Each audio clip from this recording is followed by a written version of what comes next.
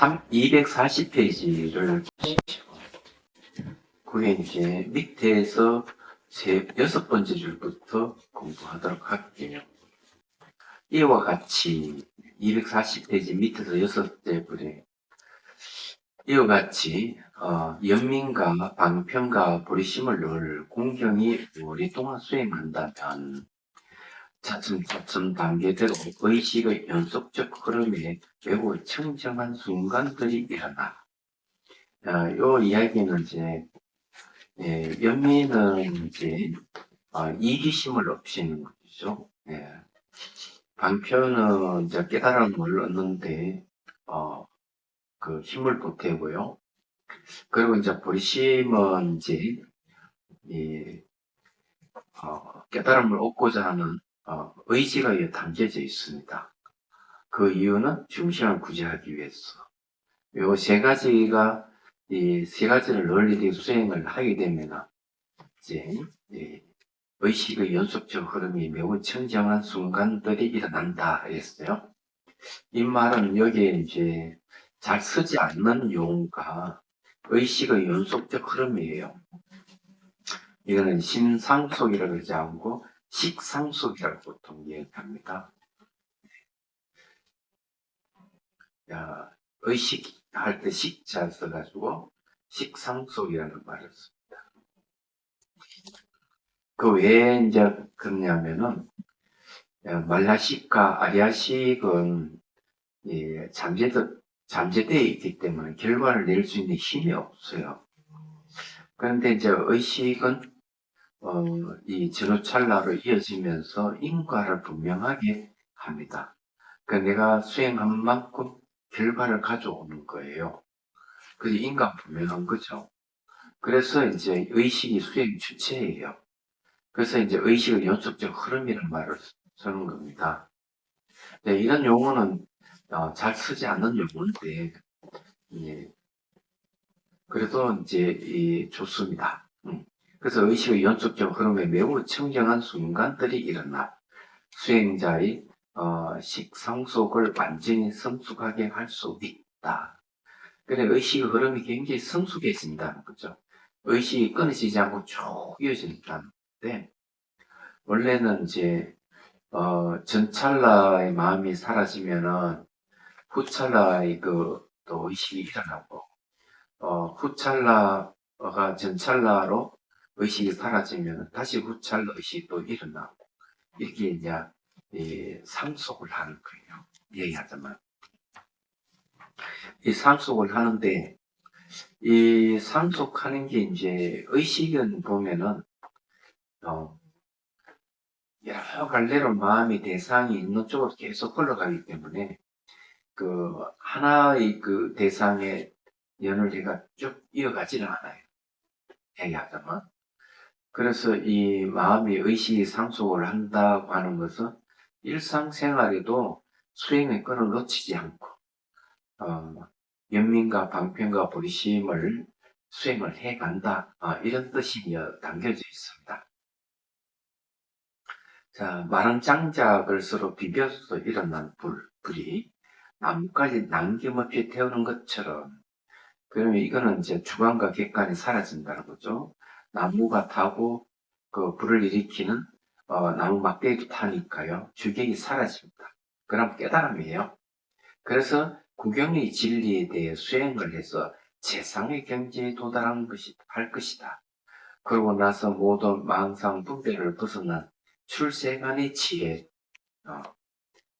희론으로부터 자유로운 법계에 대한 매우 명료한 깨달음이며, 바람 없는 곳에 있는 등불처럼 흔들리지 않는 부동의 진실이며, 모든 현상의 무자성인 진해를 뚜렷하게 정득하는 견도에 속한 성의의 보리심의 정수인을 일으킨다. 자, 여기에 중요한 이야기가 뭐냐면요. 희론으로부터 자유로워진 법계라고 하는 말은 연계에 다른 일을 합니다. 그러니까 모든 존재, 자기보다 온 우주를 다 통틀어서 법의 계라고 하는데, 그 법계에 대해서 명료한 깨달음이 일어난다. 깨달음 내용이 법계입니다.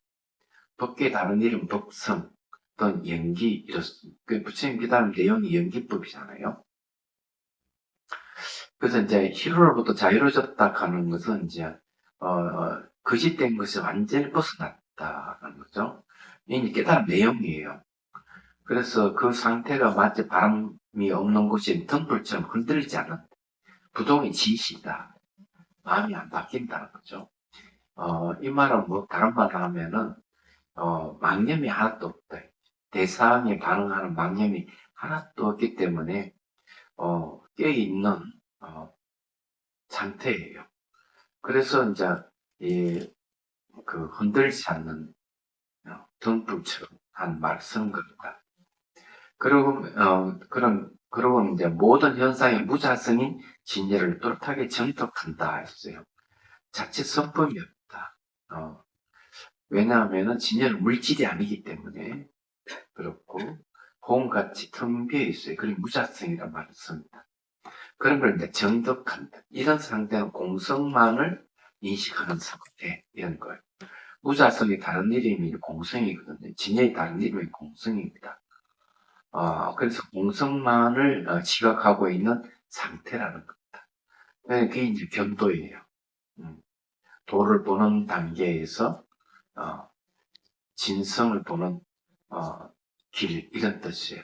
그래서 견도에 속한 성의의 보리심의 정수를 일으킨다. 그랬어요. 정수인 출세간의 지혜를 일으킨다. 네. 그래서 이게 깨달음을 이제 이렇게 표현하는데 세간은 이제 세는 시간이고 간은 공간인데 출세간 이래 보면 시간 공간을 벗어났다. 이런 시공간은 어떻게 해서 형성되는가 아마 번뇌에 의해 가지고 시간 공간이 형성이 돼요. 그럴 때 이제 이 번뇌가 없어버리고 망념이 없기 때문에 출세간의 지혜라는 말을 쓰는 겁니다. 그게 불심의 정수예요. 자, 출세간의 지혜를 일으키고 나서 현상의 본질은 자성이 없는 것으로 밖에는 발견할 수 없으며 현상의 본질은 무자성으로 밖에 볼 수 없다는 그러니까 공성만 지각한다 이런 뜻이에요. 현상 한계의 관찰. 그래서 즉 사변제 소연에 들어가니 이 사변제 소연이란 말은 원래 무슨 뜻인가 하면요. 소연이라고 하는 건 인식 대상이고요.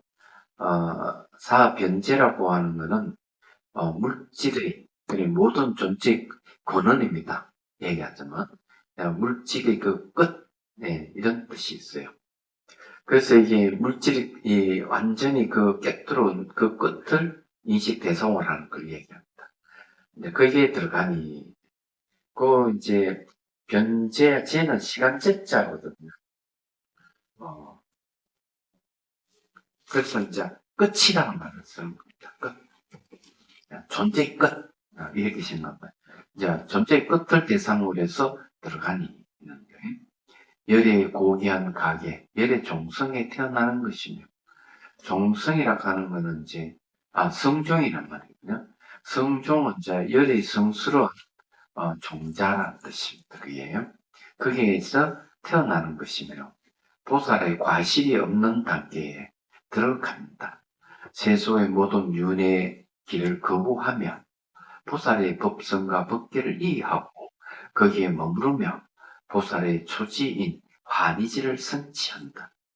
자, 이 내용들은 전부 다 깨달음을 얘기를 하고 있는데 대성기 신론에서는 이것을 이렇게 표현을 해요. 신체가 염을 떠났다. 마음의 바탕에는 마음의 움직임이 없다. 이런 얘기입니다. 염을 떠났기 때문에 그 염을 떠난 모습, 마음 움직임이 없는 그 망념이 없는 모습은 등 호공계, 호공의 세계와 두루하다. 그리고 호공의 세계가 두루한 이것이 일법계, 하나의 법계다. 그래서 법계. 여기 법계란 말을 쓰잖아요. 법성, 법계 이런 말을 쓰는데 법성은 이제 존재의 내적 근원이라고 그러면 법계는 이제 그 시적인 모든 존재의 모습을 얘기를 합니다. 안과 밖으로 나눠서 얘기하고 그런 거. 지옥, 아기, 축생, 아수라, 인간, 천사 하면 6 또는 6개의 법계가 되죠. 거기에다가 깨달음 세계는 성문, 영각, 보살, 부처, 4가지 붙이면 10법계가 돼요. 그래서 이 10법계가 하나의 법계다. 이렇게 이제 보는 겁니다. 이 깨달으면 그런 거예요. 그래서 여기에 이제, 보살 초지, 환지를 성취한다. 특징은 뭐냐? 이 특징에 대한 얘기를 하나 하면은, 보통의 대바다 불교에서 말하는 그 경도, 그 소승의 경도는 깨달음을 얻어도, 의식상의 그 번뇌가 남아있어요. 깨달음을 얻어도.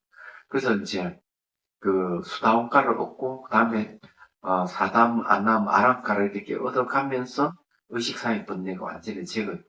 그래서 아랑가에 가서 완전히 탐진치를 소멸을 하는 거예요. 근데 이 대성의 경도는 어떤 특징이 있는가 하면 의식상의 번뇌가 하나도 없어요. 얘기하더라고. 번뇌가 하나도 남아있지 않는 거예요. 대신에 잠재적 성향으로 있는 번뇌가 있어요. 그래서 경도의 이제 이 보살 경도라 대성 경도에서는 의식상에는 번뇌가 없기 때문에 잠재적 성향으로 있는 번뇌를 없애가는 수행을 하는 거예요. 얘기하는 그런 차이가 있는 거죠. 그래서 여기서 실론으로부터 자유롭다 하는 말이 그래서 나온 거고 공성만을 인식한다 이런 얘기하는 거예요. 그냥 공성은 상을 타파하는 상을 없애는 성질이기 때문에 공성만을 인식하고 있으면 어떻게 되겠어? 번뇌가 없는 거죠. 얘기하잖아. 마음의 상이 일어나야만이 가고 싶어 하거나 또 화를 내거나 이래야 할 건데 상이 없는 거예요. 이런 건 이제 반야신경에서는 어떻게 얘기하는가 하면 제법공상 불생불멸 불구부정 부정불가 이렇게 얘기합니다. 그러니까 모든 존재의 비어있는 모습은 생도 아니고 멸도 아니고 더러운 것도 아니고 깨달음도 아니고 정하거나 감수하지 않는다. 이렇게 그게 견도예요. 그게 깨달음이에요. 잡다해 봅시다. 식지경 등에서 그 이익을 상세히 가르치신 것이다. 것이니 이를 통해 이해한다. 이것이 진여를 관찰하는 선정인. 선정은 연진여정이라 했어요. 진여를 반연해서 일어나는 고요함. 그래서 이게 이제 그냥 어떤 대상에 집중해가 마음이 고요해지는 게 아니고 진여를 대상으로 하니까 진여는 공성이 다른 이름이기 때문에 진여를 보고 있으면 마음 번뇌가 다 없어져 버려요. 저절로 선정이 일어나는 얘기가. 그래서 이제 진여를 관찰하는 선정이라는 말 쓰는 거예요. 선정이니 임능가경에서 이것을 가르치신다. 이것이 보살들이 실론 없는 무분별지에 들어가는 법이다. 그래서 무분별이라는 주관과 객관이 없다. 그런 사람들이 지혜가 있다. 이런 거는 이제 성가에서는 이걸 어떻게 얘기하면 이렇게 얘기합니다. 주객이 하는 거죠.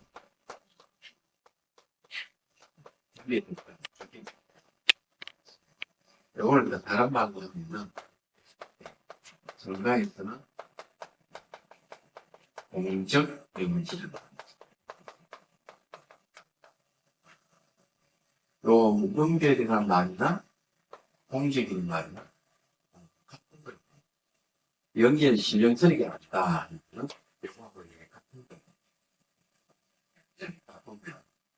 그래서 이제 이 무분별지도 세 단계의 무분별.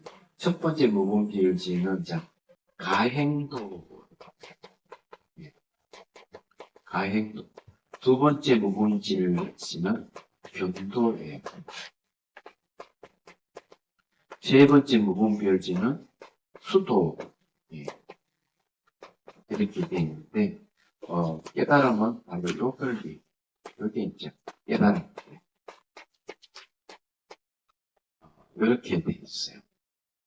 그래서 이제 성가에서 공적 명기나 주의 얘기하는 여기서의 무분별지나 같은 뜻이다. 이렇게 보면 맞습니다. 저게 참 중요한 게 우리는 늘 주객이 상대하고 있어요. 주관, 객관이 상도하고 있기 때문에 거기에서 희노애락이 일어나고 온 게 다 그러니까 경제라든지 정치라든지 교육이라든지 이런 것들 주관, 객관 사이에서 다 일어나는 거예요. 국회에서 요즘 국정감사지 뭔지 하잖아요. 네. 전부 다 주관, 객관 사이에서 일어나는 거예요. 치고받고 싸우고 하는 거 전부 다 시시비비는 거기서 일어나는 거예요. 그게 우리 살고 있는 세계예요. 남한과 북한이 서로가 미사일을 쏘고 대결 벌이는 것도 주객과 객관 사이.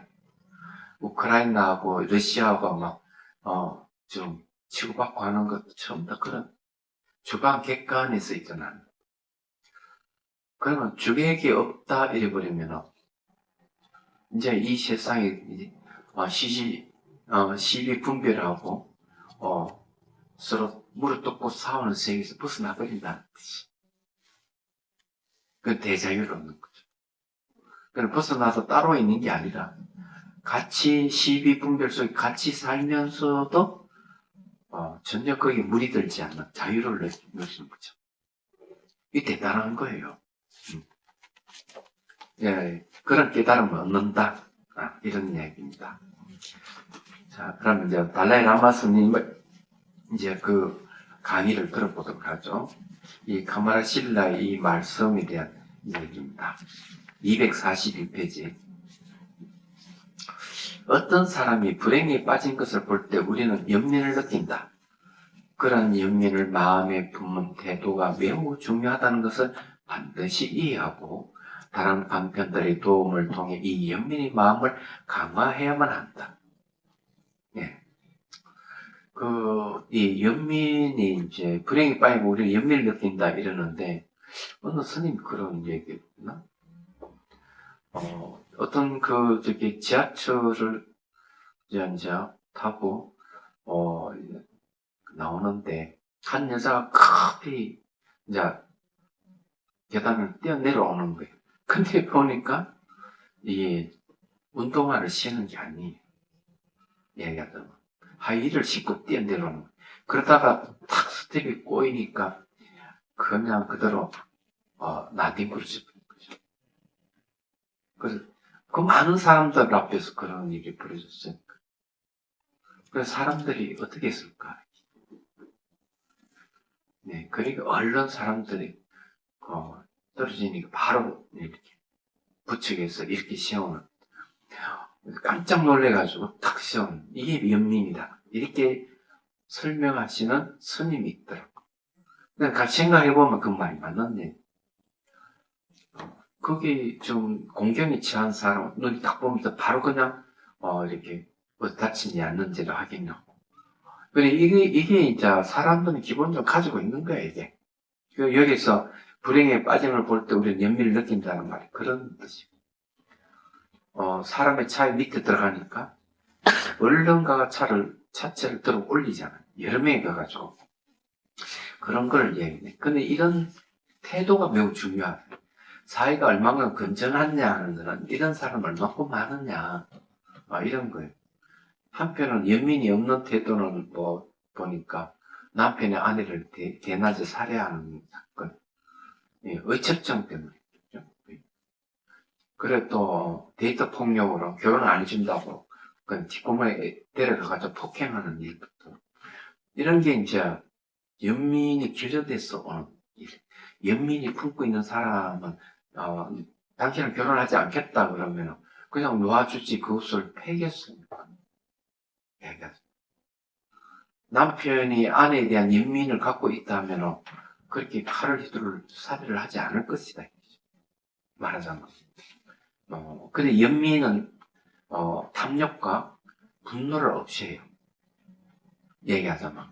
탐욕과 이 분노를 해치고자 하는 마음을 없애는 것이 연민인데, 이 폭력이 난무한다는 것은 연민이 없다는 얘기. 그래서 연민이 매우 중요한 거예요. 여기서 얘기하자면. 그래서 다른 방편들의 도움을 통해 이 연민의 마음을 강화해야만 한다. 이 방편은 어떤 역할을 하느냐? 연민을 도와주는 역할을 하고 지혜를 도와주는 역할을 합니다. 그게 방편이에요. 우리가 가지고 있는 옳고 그름을 판단할 수 있는 지성도와 향상의 성의지를 분별을 할 수 있도록 발달시켜야 한다.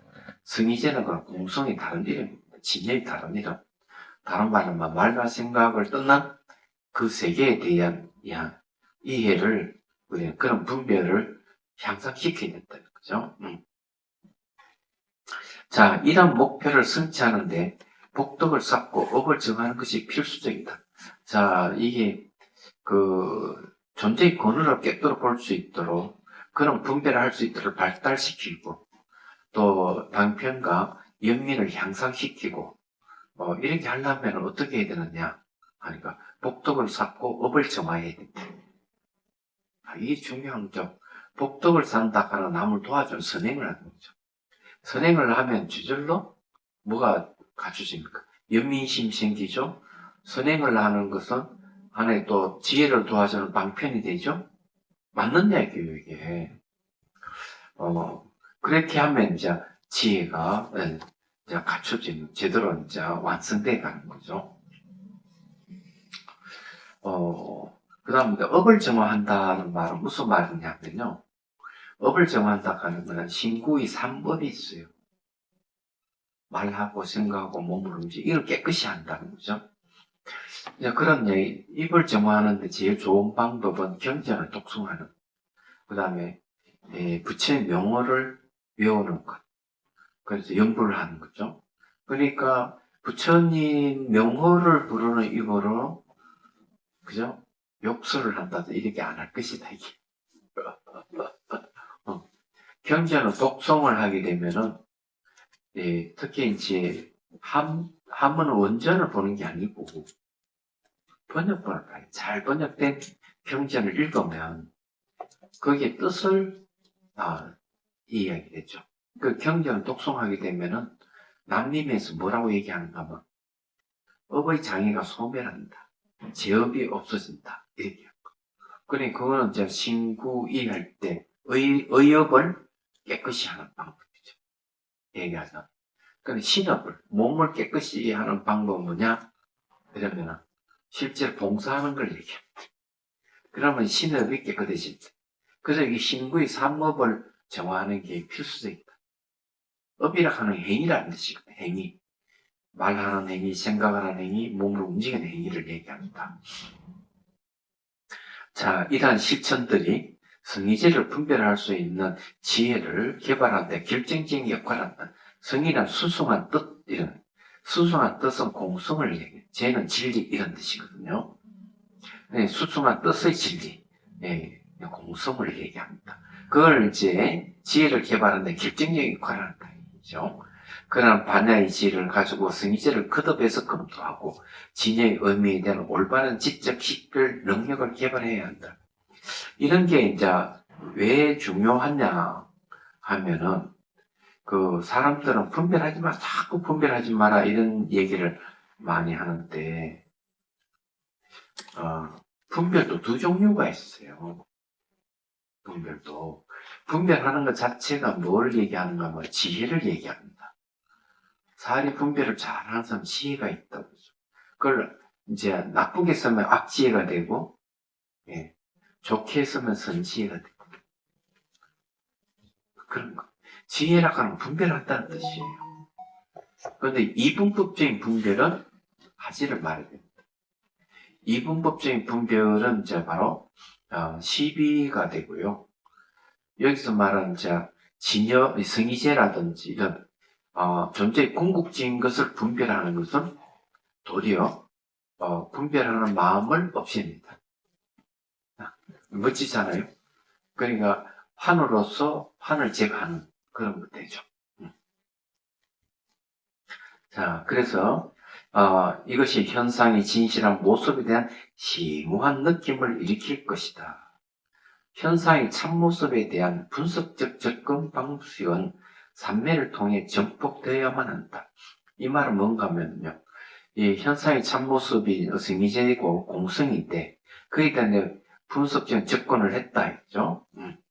접근을 했으면은 또 한편은 산매를 의지해가지고 다시 분석을 하는 거죠. 산매를 의지해서 분석을 하게 되면은 이게 이제 정복되는 거예요.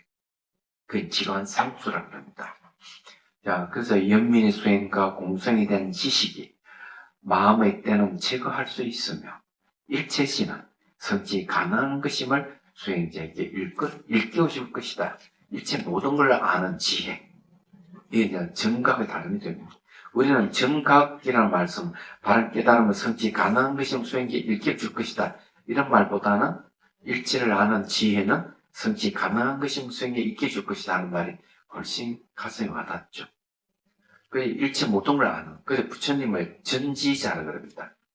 온전할 전자 알지자 써서 모든 걸 온전히 다 아는 자. 또 일체시자, 일체 모든 것을 아는 자.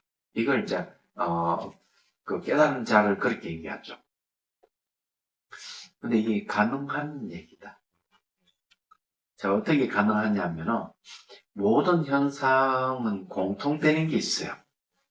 자, 현상이 공통되는 게 뭔가 하면 변한다는 거예요. 무상한 거. 자기 것도 온 우주가 다 변하는 거죠. 그리고 현상은 매 순간 바뀔 때 만족스럽지 않은 거. 자동차도 한 3년 타면은 그만 실제가 바꿔요, 사람들이. 야야, 새 차를 바꾸는 것. 왜? 만족스럽지 않아서. 현상적인 건 변할 때 만족스럽지 않다. 그게 고라고. 세 번째, 이 만족스럽지 않는 거, 변하는 건 마음대로 바꿀 수 없어. 왜냐하면은 이것이 변하지 않게 할 수도 없어. 변하니까. 생긴 것을 사라지게 하거나 생기가 안 돼요. 그 무아예요. 그리고 이제 내재한 실체가 전혀 없어요. 근데 이런 거는 무상고, 무아, 공, 이런 거는 모든 존재에 공통되는 걸 얘기해요. 그것만 알면 온 우주를 다 아는 거예요. 그게 그 일체지가 된 거죠. 그게 일체지라 하는 모든 걸 아는 지혜라 하는 것이 모든 존재의 공통되는 현상을 아는 것을 얘기를 하는 거예요. 일체 모든 걸 안다는 말이에요. 그래, 어려운 게 아니다. 이죠. 말해서 하면 그런 거죠. 그래서 이제, 무상의 가르침은 누구에게나 다 적용되는 거죠. 일체 모든 것에 공통된 현상이니까. 그러니까 그때도 얘기했지만, 눈물을 흘리며 돌아오는 여자는, 그런, 자기를 사랑한다고 자기 떠나간 남자에 대해서 그냥 눈물을 뿌리며 사소연을 할 때 차를 주고, 마음이 진정되니까, 그 차 맛이 어때요? 네. 변하지요? 네, 차 맛이 변합니다. 사람 마음도 변합니다. 근데 변한다는 말 한마디에 이 여자는 눈물을 뚝고 정말 그러네요. 자기를 떠나간 남자에 대한 이해를 하게 된 거죠. 마음이 변한다 이제. 근데 그런 이야기가 그러면 그 여자에게만 해당되는 건 아니다. 말해서. 그럼 시험을 자기가 열심히 쳐서 떨어졌다. 낙감을 했다. 이러면 똑같은 얘기를 해줄 수, 모든 변하는 것이다. 너가 조금 더 실력 쌓으면 얼마든지 붙을 수 있어. 용기를 주지. 그래, 이제 맞선을 보고 마음에 들었는데 상대 여자가 노했다. 그럼 마음이 아프다. 야, 모든 건 변하는 거야. 더 좋은 여자를 만날 수 있어. 그 여자만 여자가 아니야. 이렇게 해줬어요. 변한다. 근데 오바마가 대통령이 된 것도 변화를 부르셔서 대통령이 됐잖아요.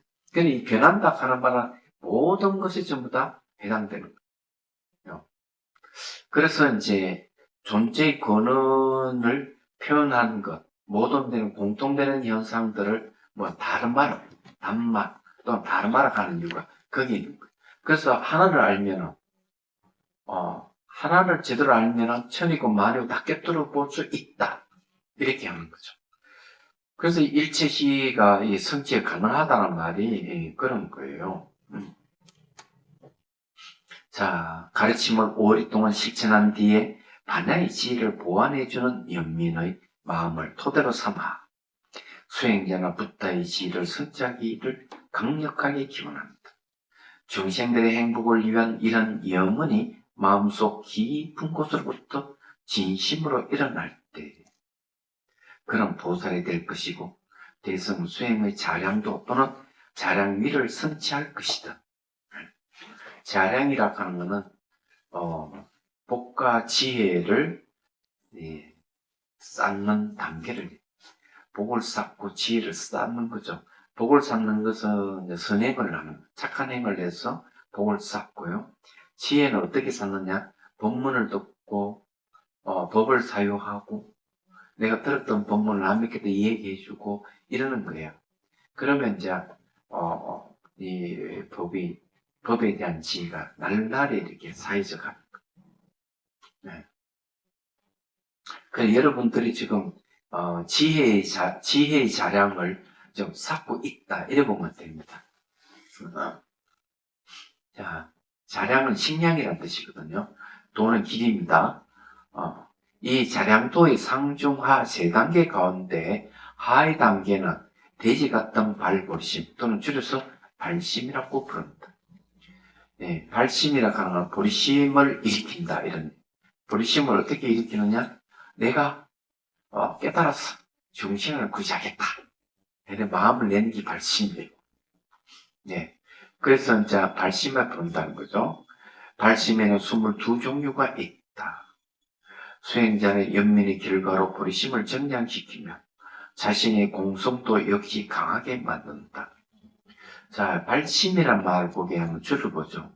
돼지 같은 발심인데 돼지라 하는 이유는 모든 것들이 돼지에 의지하는 것처럼 모든 이후의 상위 단계들이 이 발심에 의지하기 때문이다고 한다. 자, 그게 그 다음에 두 번째는 원력자는 발심에 22가지 종류가 있다고 하지만 있다. 네. 네. 근데 22가지만 있겠어요? 하음경에 보면 더 많습니다. 이게. 근데 대개 한 5종류로 설명하는데 발심을 이 마음을 바란다. 내 깨달아서 중생을 구제하겠다 하는 마음을 낸다. 이런 말인데 첫 번째는 부처님의 신통을 부리는 걸 보고 발심하는 거예요. 나도 수행하면 저리 될 수 있지 않을까? 두 번째, 부처님 법문을 듣고 인생이 무엇인지, 존재의 근원이 무엇인지 알므로 해서 내가 공부해야 되겠다. 발심하는 거죠. 세 번째는 이웃이 막 불행에 빠졌을 때, 주변에 불행에 빠졌을 때, 저 사람 어떻게 하면 도와줄 수 있지? 저 도와줘야 되겠다. 하는 마음에 발심하는 거예요. 네 번째는 자기 자신이 불행에 빠졌을 때 그래서 벗어나려고 발심하는 거죠. 내가 깨달아야 되겠다. 그래서 나와 같이 힘든 사람을 도와줘야겠다. 다섯 번째는 불법 사태를 만났어요. 불교가 탄압을 받고 불교가 막 사라지는 것이 염려가 돼서 발심하는 거예요. 이 5가지를 보통 얘기를 합니다. 그래서 제가 송강사에 살 때, 서울에 이제 법문하러 오기 위해서 강주에 공항으로 이제 가면 꼭 학인이 이렇게 차를 태워주거든. 그래서 한번 물어봤어. 스님 어떻게 출가했습니까? 이러니까. 그때 한창 IMF가 터져가지고,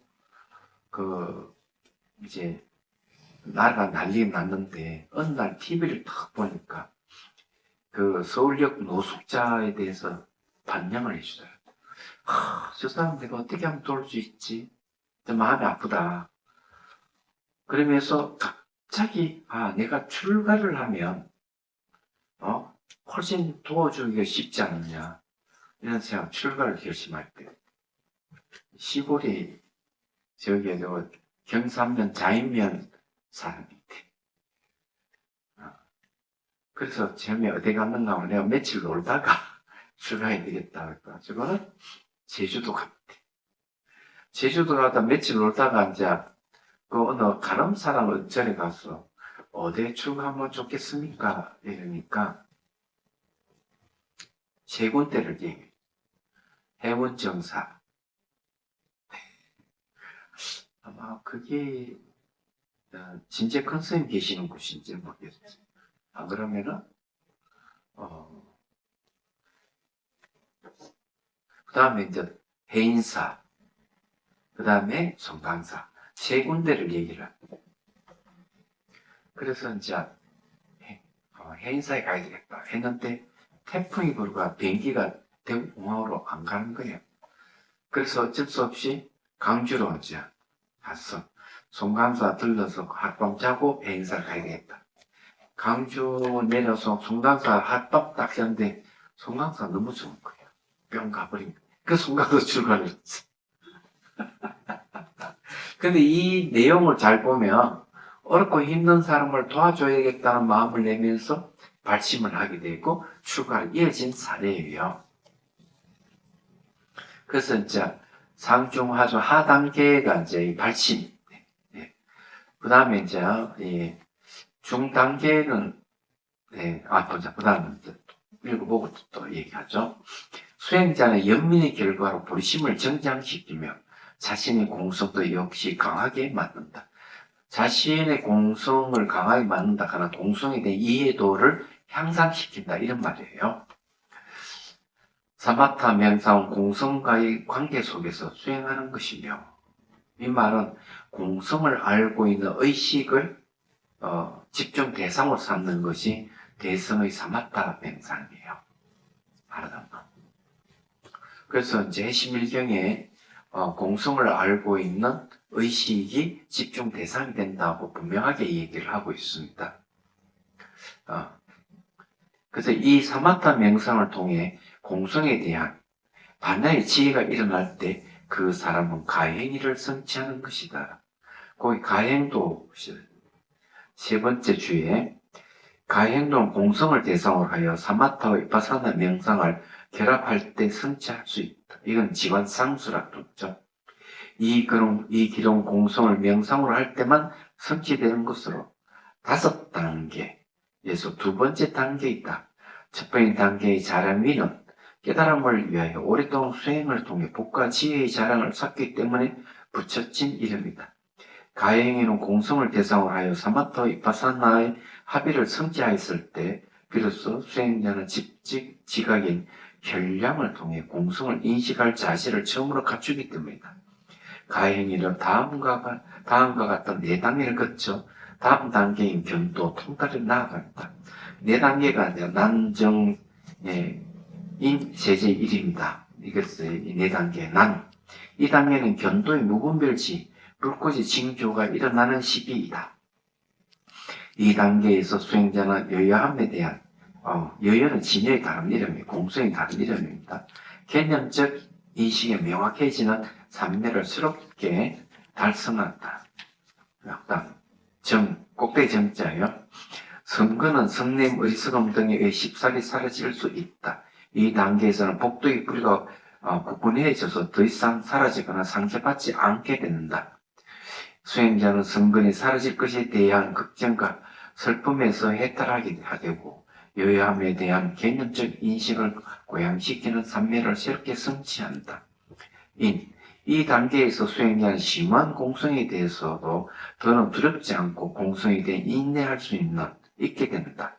또는 지옥 악의 축생의 사막도에 떨어지는 두려움에 대한 해탈을 성취한다. 그는 여여함에 대한 개념적이고 명확한 인식을 완벽하게 성취하며 명상의 대상인 공성이 더 이상 비파사나를 향하는 마음과 모순되지 않게 된다. 4. 세제의 1. 이 단계에서 수행자는 신속하게 견도위로 나아갈 수 있는 삼매를 성취한다. 이 4단계를 얘기합니다. 사가행이라고 그래요. 이걸요. 그래서 이걸 이제 가행을 성취하는 것이다. 이렇게 얘기를 하고 있습니다. 근데 이렇게 줄을 다루는데, 이 가행도는 되게 유식사상에서 이해한 가행도입니다. 그래서 대부분 이제 보면은 중간학파도 유식학파에서 얘기하는 이 수행의 길을 갖다가 채용을 많이 해요. 그래서 이제 이 얘기를 하고 있다. 근데 이러면 머리가 아프죠. 머리 아프면 그냥 수행을 단순하게 하는 거예요. 그래서 이 직관 상승을 어떻게 하는가 하면은, 간단하게 얘기하면은, 공성을 아는 의식을 대상으로 수행을 하면은, 나중에 이제, 어떤 일이 벌어지느냐. 공성을 이제 알고 있는, 의식에 집중해 가다가 체급적정에 이르게 됩니다. 자, 거기에서 이제 얘기하는 이런 거예요. 이 공성을 알고 있는 의식을 샷대 알아차림하는 마음에다가, 그냥 알아차림에다가 마음을 머물러 버리면 주관 객관이 하나가 돼요. 그래서 이 됐다 안 됐다 됐다 안 됐다 딱 되면은 적극적정심입니다. 그래서 이제 그런 상태를 뭐라 하는가 하면, 대상을 알 수 없고 마음의 모습도 찾을 수 없다. 주기가 하나가 돼가지고. 그런 단계가 익숙해지면 전주일치라고 그래요. 전주일치는 타성일편같이 몸과 마음과 하도가 하나가 되는 것 같이, 가도 가는 줄 모르고 앉은 줄 모르고 먹어도 먹는 줄 모르고 그런 상태가 전주일치가 돼요. 이제 그게 이제 익숙해지면 그 다음에 이제 덩지라 하는 욕계산매에 들어가요. 그러니까 덩지는 뭘 얘기하는 거면은 같을 덩지와 같을 입자, 마음이 뜨는 것도 아니고 가라앉지도 않는 상태 유지하는데, 이 욕계심 선정을 얻으려고 그러면, 그런 이 타성 일편 상태에서 몸이 다 사라져, 없어요. 의식만 남아있어요. 호흡이 아주 미시하고. 그러면서 이제 주객이 하나 된 상태가 지속되는 거죠. 그러면은 요거는 이제 덩지가 됩니다. 그런 상태. 덩지에서 이제 계속 지속적으로 수행하면은 경안이 일어나요. 그래서 이 욕계 선정에서 경안이 일어나는 걸 미묘하다 이렇게 얘기하는데, 몸 없죠, 호흡 미세하죠, 주객이 없는 상태에서 첫 번째는 나타나는 현상이 정수리에 묵직하고 콕 찌르는 현상이 생겨요. 그 다음 마음이 기쁨이 생겨요. 집중도에 의해 가지고. 그러니까 마음의 경안이, 그 다음에 친경화, 몸 경안이 일어나요. 몸에서 아주 마음의 기쁨이 생기면서 온몸의 기운이 온몸을 쫙 뻗치는 거예요. 뻗쳐가지고 막 기운이 왕성하게 일어나는 거죠. 그래서 몸이 셔틀같이 가벼워져 하늘을 날아가는 같이 그런 상태에 도달하게 돼요. 그런 이제 몸의 경안이, 그럴 때 이제 감당할 수 있는 능력이 생겨요. 번뇌를 없애고자 하는, 기쁘게 없애고자 하는 마음이 일어나고, 선행을 하더라도 아무리 멀고 힘들더라 기쁘게 그 먼데 가고 어려운 걸 다 해내는 그런 어떤 선행을 할 수 있어요. 뿐만 아니라 그게만 그치지 않아. 예. 그런 경지에 이제 이렇게 되면 자기가 잘못했다 이러면 바로 아이고 제가 잘못했습니다. 바로 사과를 해버려요. 그건 막 미심쩍하고 숨기고 이러진 않아. 얘가 바로 이게 이제 수행자하고 세속 사람들하고 좀 다른 점. 일국의 대통령도 자기가 사과를 잘 못하잖아요. 잘못했는데도 감추기 바쁘고 감리화하기 바쁜데 수행자는 그렇지 않아요. 바로 잘못했습니다. 내가 잘못 생각했습니다. 이렇게 자기를 막 해버리는 이 수행자예요. 얘기하자면. 그 다음에 이제 또 어떤 특징이 있는가 하면은, 이 공성에 머무는 데 있어, 공성의 대상이기 때문에, 공성에 머무는 데 있어서 어렵지 않아. 쉽게 공성에 머물 수 있는 능력이 생겨요. 그러면 이제 그것이 색계심 선정이라고 하죠. 색계심 선정은 이제, 욕계의 마음이 없기 때문에 남자와 여자에 대한 생각이 없어요. 욕계심 선정에는 남자가 여자를 생각하고 여자가 남자를 생각하는 마음이 남아있는데, 색계심 선정을 얻으면 남녀에 대한 생각이 없어요. 근데 초선정은 아니에요. 그런 상태에서 이제 이 새끼심 선정을 의지해가지고 일체법을 분석하는 이파사나 수행을 할 수 있고, 이걸 갖다가 새끼심 선정이 바로 사마타고, 그걸 의지해서 일체법을 분석해가는 것은 그 자기부터 온 우주를 분석해가는 수행하는 것은 이제 이파사나예요. 이걸 이제 지관 쌍술, 사마타 이파사나 같이 닦는다.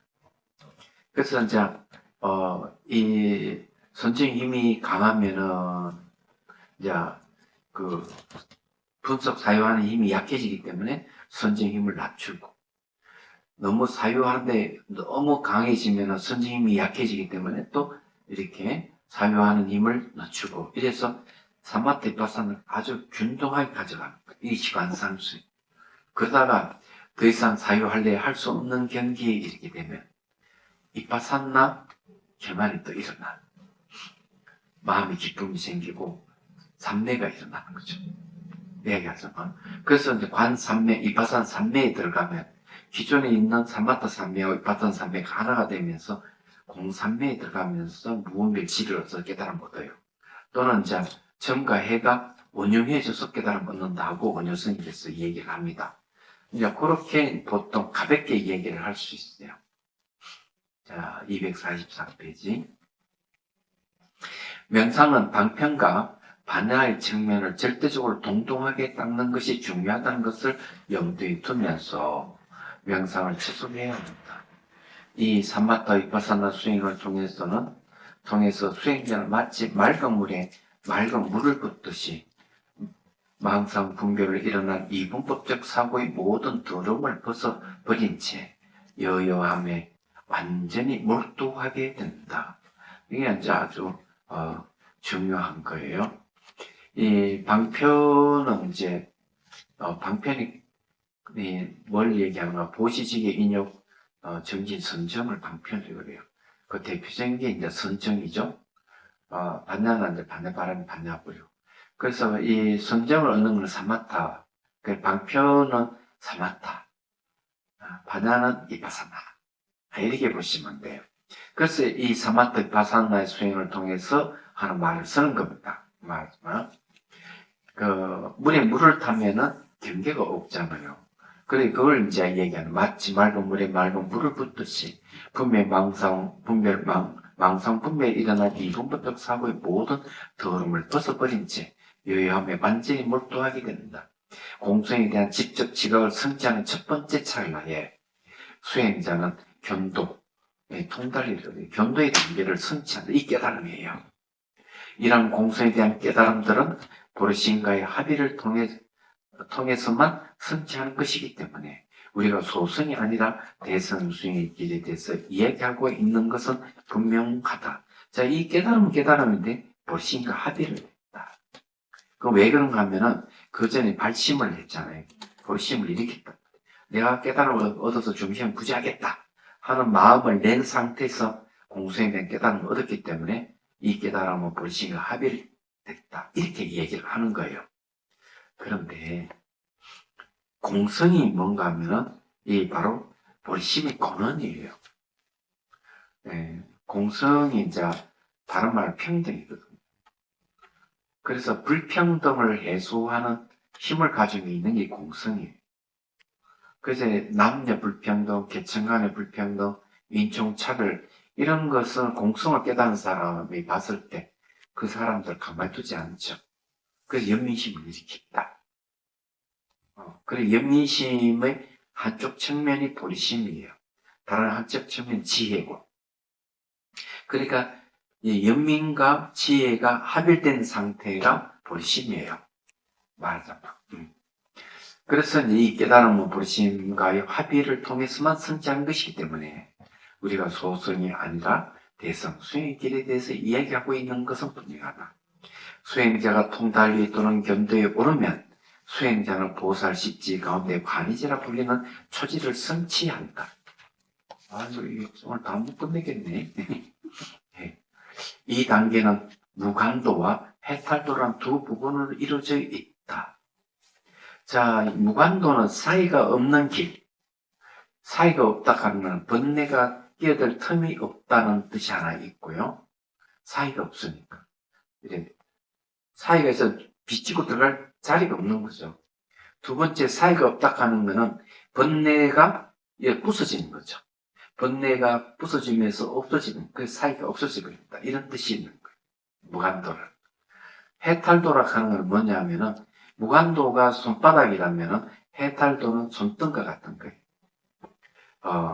번뇌를 없애는 게, 없어지는 게 무간도라면, 해탈도는 대신에 해탈이라는 결과를 얻는 걸 얘기하는 거예요. 번뇌가 없어지면서, 번뇌로부터 속과에서 벗어나서 자유로워지는 게 해탈도예요. 그래서 손등과 손바닥이에요. 그래, 무간도, 해탈도는 같은 하나를 얘기하는 거예요. 그래서 나는 두 부분으로 이루어져 있다. 앞의 단계, 즉, 무간도를 닦는 동안에 이 깨달음에 관련된 장애는 사라집니다. 장애가 번뇌 망상이, 이게 다 사라질 거예요. 거기에 이제 쭉 보면, 그러나, 자성이란 분별의 견해를 소멸하는 단계로 무간이라는 이유는, 그죠? 분별의 견해를 가는 번뇌잖아요. 이 단계를 통해 끊임없이 견도의 다음 단계 해탈도 나아가기 때문이다. 해탈도에서는 부정의 대상이 자성에 대한 견해가 완전히 소멸하여 자성을 보지 못하는 상태가 안정된다. 이렇게 얘기해요. 그냥 같은 걸 얘기합니다. 자, 지속해서 명상함으로써 수행자는 번뇌와 지혜의 장애를 없애고, 자, 번뇌와 지혜의 장애를, 번뇌의 장애는 지혜라고 그러고, 지혜의 장애를 지혜라고 그럽니다. 이 두 가지가 완전히 소멸해버리면은 구경도예요. 그래서 이 두 가지 번뇌를 없애고 수행위 또는 수행대에 오른다. 여금강산매라고 불리는, 수행도의 산매의 마지막 찰나에 가장 미시한 지혜의 장애가 그 뿌리부터 사라집니다. 그 지혜의 마지막 단계 사라집니다. 따라서 그 수행년 출세간의 일체질을 얻고 붓다가 됩니다. 야, 여기 좀 경도, 수도, 그리고 구경도 다 이야기했습니다. 참 글쎄, 완전 압축해가 얘기했나. 아주 중요한 이야기를 했습니다. 이 달라이 라마 스님은 굉장히 견식이 높은 신분이다. 제가 보기에는. 그럼 오늘 여기까지 하고 다음 시간에 끝맺고 동시에 선문 수경을 강의하도록 하겠습니다.